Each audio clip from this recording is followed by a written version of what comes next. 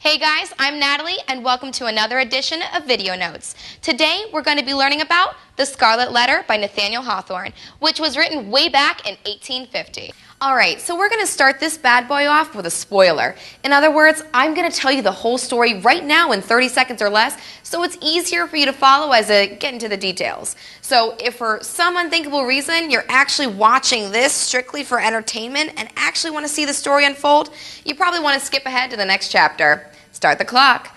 The main character of the story is a chick named Hester, who has a baby named Pearl from someone other than her husband, Roger Chillingworth. As punishment for her sin, the town leaders force her to wear a scarlet A on her chest, which stands for adulterer. Fast forward about 7 years, and it turns out one of the town leaders, Reverend Dimmesdale, is the father. P.S. No happy endings here. He dies at the end, and so does Hester's husband. Now, I know reading stuff like this can be tough, so I'm going to break it down for you nice and easy. Pay attention, because you're going to need to know this, and I'm only going to say it once. Then again, you can watch the video as many times as you want. The Scarlet Letter is kind of a messed up story about a woman that gets pregnant when her husband isn't around, and she won't say who the father is. The whole town ridicules her for this, and as if you can't see this coming, there's a twist as to who the daddy is. This story sounds like it belongs on Maury. First chapter contains little action, kind of like my last boyfriend. It starts off with a crowd of dreary people outside a wood prison door with iron spikes in 17th century Boston. Think pilgrims, my life. Think pilgrims. The prison looks like it was made for some serious criminals, and the narrator says that no matter how optimistic the founders were, two of the first things they built were a prison and a cemetery. The one thing out of place here is a rose bush next to the prison door, and this is to remind us of nature's kindness to the condemned, for this story will provide a sweet moral blossom. Chapter 2, Keep Up. A girl named Hester Prynne comes out of the prison door holding a baby and walks onto a platform where she's going to be publicly condemned. The women in the crowd criticize her for a letter A stitched in gold and scarlet on her dress. We can deduce that she has committed adultery and that the baby is from someone other than her husband, and that the letter A on her dress stands for adulterer. Scenes from Hester's earlier life flash through her mind. She sees her parents in rural England. Then she sees an old hunchback geeky guy. Kind of like my last boyfriend again. But this one, she married and followed over to continental Europe. Then bam! She's back here, and through all this emotion, she accidentally squeezes the baby in her arms, causing the thing to cry. And now she just stands there like, how in the world did this happen to me? Get it? Good? Onward. In the crowd, Hester spots her husband, who sent her to America, but never followed her there. Hester's husband, who is now calling himself Roger Chillingworth, gestures to her that she should not say who he is. Creep. He asks the stranger about Hester's crime. The stranger tells him that Hester was sent to America while her husband remained in Europe to take care of some things, but he never showed up in Boston. Chillingworth, now talking about himself, of course, says that her husband must have been foolish to think he could keep a hottie like her happy, and he asks who the baby's father is. The stranger says that Hester refuses to say who her fellow sinner is. As a punishment, she has been sentenced to 3 hours on the scaffold and has to wear the Scarlet Letter on her chest forever. Now we learn about the 3 town leaders who will judge Hester. One is the governor, Governor Bellingham. The other 2 are reverends, Reverend Wilson and Reverend Dimmesdale. Dimmesdale, a young, well-renowned minister, demands that Hester tell who the father is. He says that she should not protect the man's identity, but when she refuses, he stops asking. Hester then says that her child will seek a heavenly father and will never know an earthly one. Now the other reverend, Reverend Wilson, starts slamming Hester with the sermon about how she's a sinner. She just kind of bears it, and when it's all done, she goes back into prison. Alright, so in chapter 4, Chillingworth tells the jailer that he's a doctor, and with some medicine, he can make her a little more cooperative. So he goes into Hester's cell and offers her a drink. She thinks that Chillingworth is trying to poison her, but he says, I want you alive, biatch, and don't you dare tell anyone who I am. He says that one way or another, she'll give away who the father is, and implies that he plans to seek him out. He gives his weird, devilish grin, and she's like, oh man, you the devil. Clearly, this guy's got revenge on his mind. Now, after a few months, Hester is released from prison. Although she's free to leave Boston, she chooses to not to. She moves into an abandoned cabin on the edge of town, and she remains alienated from everyone. Now, although she's an outcast, she supports herself doing some pretty cool needlework. She's so good, even the governor wears her stuff. And despite her success, Hester still feels lonely, and she searches for companionship, but she's SOL. She does some charity work, but even that's brutal. It's really tough being a whore in 17th century Boston. Hester's one consolation is her daughter Pearl. Now, Pearl's just like her mother, moody, passionate, defiant, and mischievous, kind of like most women. The exact opposite of Puritan belief. Pearl is aware that she's an outcast and different from others. And when Hester tries to teach her about God, Pearl says, "I have no heavenly father." Because Pearl is always with her mother, people are mean to her also, especially other kids. Knowing that she's alone in this world, Pearl creates imaginary friends to play with. Crazy kid. Pearl is fascinated by the Scarlet Letter and seems to intentionally torture her mother by playing with it.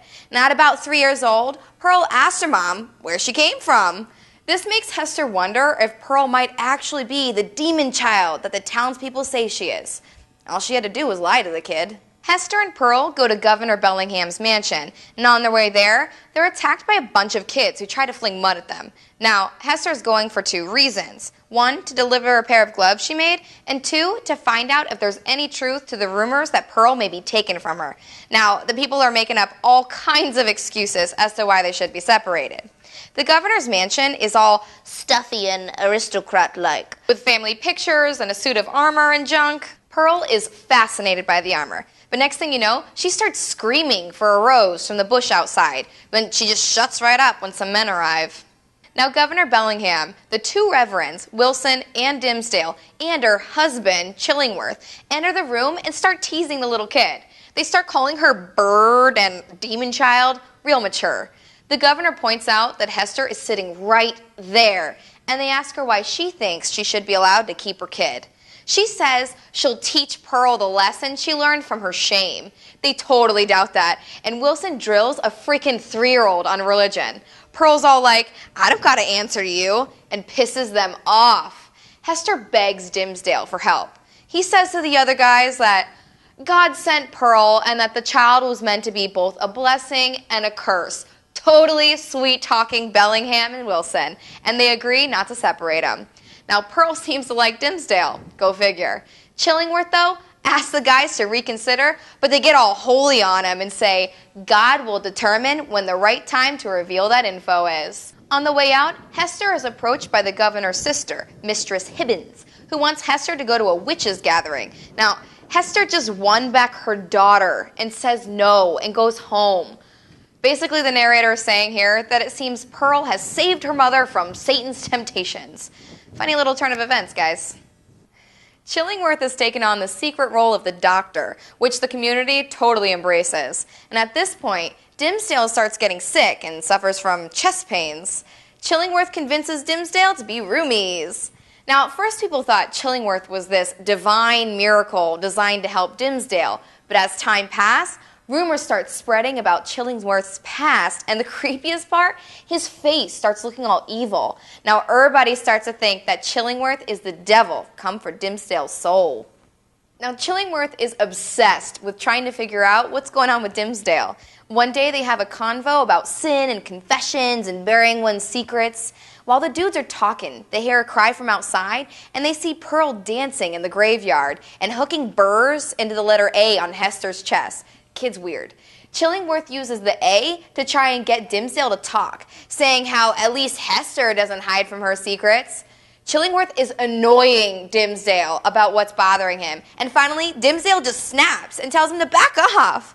Now, Chillingworth is really suspicious, and a few days later, Chillingworth sneaks up while Dimmesdale's sleeping and looks under his shirt. Chillingworth starts getting excited about what's there, but unfortunately, at this point, we're not supposed to know what the guy found. Chillingworth starts playing mind games with Dimmesdale, but the guy's pretty much torturing himself anyways. He starts giving sermons on sin, and at night Dimmesdale has visions and even dreams about Pearl and Hester with her A. In the vision, he points to the letter A and then back at his own chest. Mentally tormenting isn't enough, and the guy starts beating himself with a whip, and even starving himself. Then the guy decides to get on the same scaffold that Hester suffered on, and he just stands there in silence for a while. So most of the townspeople are at a funeral that night, so no one sees that Dimmesdale is standing on the place where only sinners are supposed to be. But Pearl spots him, and her and her mom, Hester, join him on the scaffold, and they all hold hands. This actually makes Dimmesdale feel better. Pearl asks Dimmesdale if he'd stand there with them tomorrow during the day so that everyone can see them. But the guy just shuts her down and says he will on Judgment Day. Whenever that is. A meteor shoots through the sky, and ironically, it leaves the letter A in red. Now guess who shows up? Chillingworth, straight creepin'. Dimmesdale looks at Hester and asks who the guy really is, but she's sworn to secrecy, which apparently they take seriously back then. What's funny is the next day, after Dimmesdale gives his best sermon yet, someone comes up to him, hands him his glove found at the scaffold, and says that the devil must have put it there. Then the guy starts talking about how the meteor in the sky lit up an A, clearly as an angel, and it obviously meant that the guy from the funeral is an angel in heaven now. Alright, chapter 13, and this one's pretty quick. Time passes, Pearl's about 7, and Hester is a little more accepted into society now, though people still talk crap occasionally. Hester's not really passionate anymore, just kind of a shell of her former self, and she thinks something's seriously wrong with her daughter. Hester's also thinking that she's hurting Dimmesdale, but not telling him who Chillingworth really is.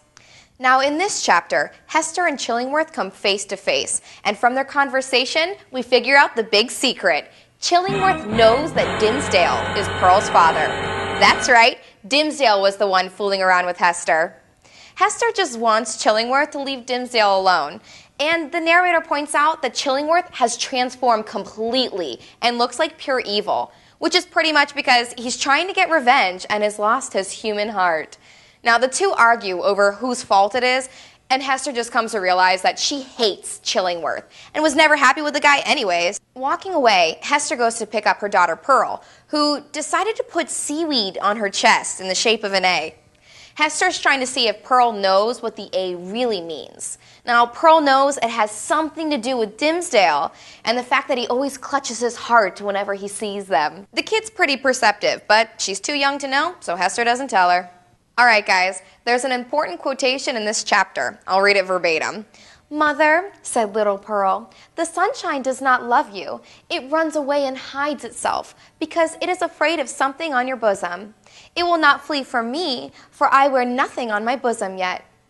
The narrator is just pointing out that the sunlight doesn't hit Hester, but Pearl's just playing around in it. Pearl and Hester are in the woods, hoping to come across Dimmesdale. Apparently, he takes this sketchy path through the woods. Hester finally wants to tell her lover boy who Chillingworth is. And while they're waiting, Pearl starts talking about the black man, which is just what they called the devil back then. The girl is going on about how she heard some witches and an old woman say that Hester's Scarlet Letter A is the mark of the black man. Dimmesdale's about to approach, and Hester finally gets Pearl to just run off and give her some privacy. But we hear the girl wonder aloud if the minister clutches his heart because the black man has left a mark there too. Chapter 17 is so short and so sweet. Hester and Dimmesdale finally get to talk. Now, after hearing that Chillingworth is Hester's husband, he blames Hester for all of his suffering. It takes a while, but Dimmesdale finally forgives her and realizes that Chillingworth is the bad guy in all this. The two former lovers start talking about sailing away to Europe where they can live with Pearl and be a family. You know, it wasn't so bad with my ex. Alright, there's another important quote here about how shame has impacted Hester.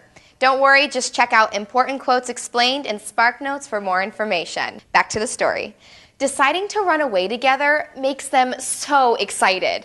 The sun starts shining everywhere, and Hester takes off the Scarlet Letter and turns back into her former passionate self. Hester is so happy, she calls over Pearl so the girl can finally get to know her father. Pearl won't even go near her mom until Hester puts the A back on her chest and acts sad again.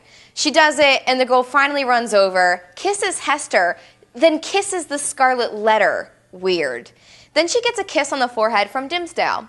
Now, Hester hasn't told Pearl the good news yet, but she's aware that something's going on. So the girl asks Dimmesdale if he'll hold hands with them and walk into town together.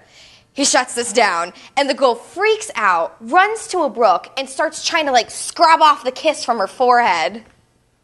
In Chapter 20, Hester, through her charity work, makes friends with the crew of a ship going to Europe. So her and Dimmesdale plan to run away on it. Sail away on it. Dimmesdale starts acting strange, though, even to himself. He wants to shout these blasphemous things and has this urge to start swearing in front of kids. He tells Chillingworth that he doesn't need any more drugs to help his health, and he even thinks he may have made a bargain with the devil when he was talking to the infamous Mistress Hibbins. Anyway, Election Day is coming up in 3 days, which was apparently a religious and civil holiday back then, and Dimmesdale's supposed to write a sermon for it, but he winds up throwing out his old manuscript in a fire and writes an entirely new one. This ought to be interesting. Everyone is gathered in the marketplace for the holiday.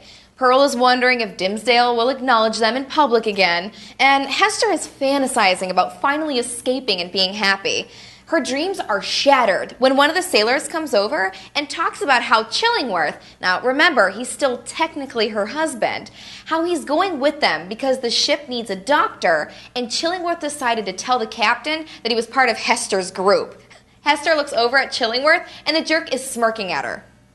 There's another important quote here, guys, so go check out the important quotations explained. This one just says that Hester is still trying to tell Pearl to shut up in public. At the gathering, Dimmesdale walks on stage, and everyone notices that he looks so much healthier, which for some reason makes Hester doubt their plans even more. Mistress Hibbins, that witch, comes over and starts talking about Dimmesdale, telling Hester that she knows who serves the black man, and says she knows about Dimmesdale's mark, and that everyone is going to see it soon. The witch also says that the devil is Pearl's father. She goes on, but the narrator actually cuts off the story to let the readers know that Mistress Hibbins is going to be executed as a witch. I'm glad he slipped that part in.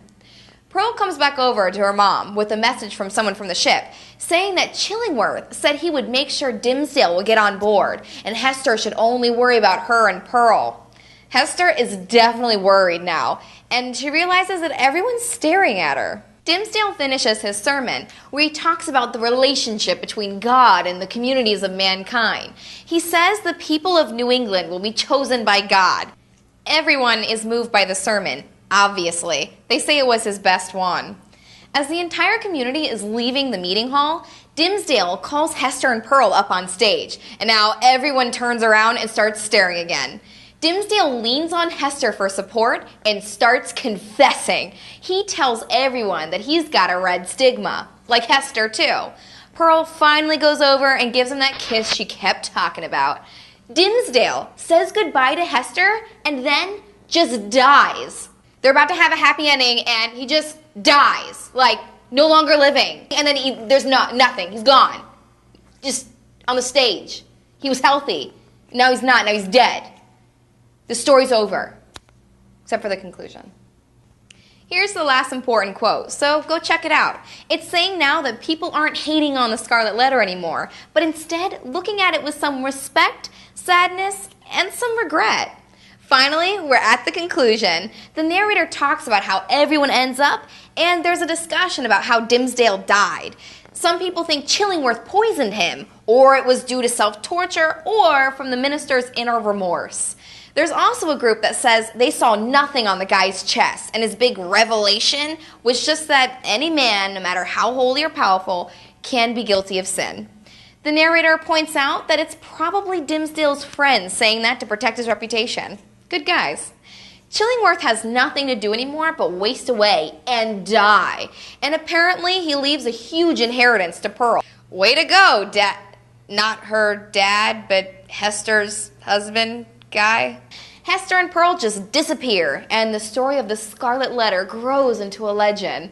The town actually preserves the scaffold Hester was punished on, and her cottage as testaments to the story. Hester goes back to the cottage a few years later, and by the time she dies, the A on her chest has lost its bad reputation. She gets buried relatively close to Dimmesdale in the King's Chapel graveyard, which is a holy burial ground. They share a headstone with a symbol that sums up the whole book, a scarlet letter A on a black background.